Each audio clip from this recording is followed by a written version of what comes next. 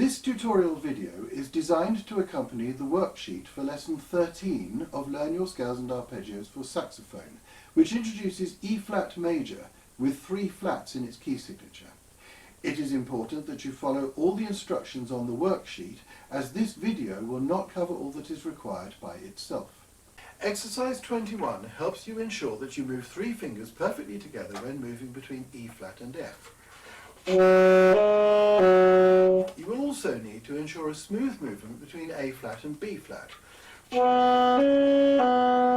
Exercise 22 helps with this. You will learn to play E-flat major for 2 octaves, so lesson 13 provides a reminder of the correct contact points on your left hand for these top note keys. D is here, E-flat about here.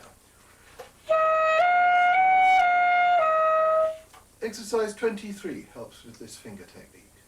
Here is the scale of E-flat major for 2 octaves.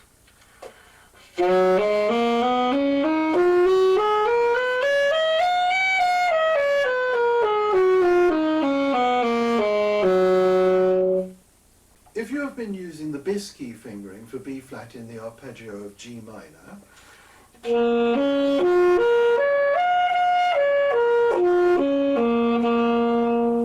you may choose to use it in the arpeggio of E-flat major as well.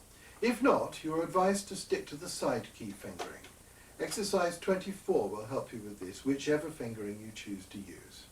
Here is the arpeggio of E-flat major for 2 octaves, first with the bis key fingering.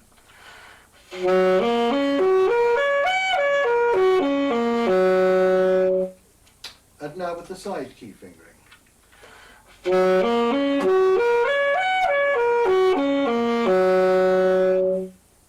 Be sure to complete practice plan 13 meticulously before moving on to lesson 14.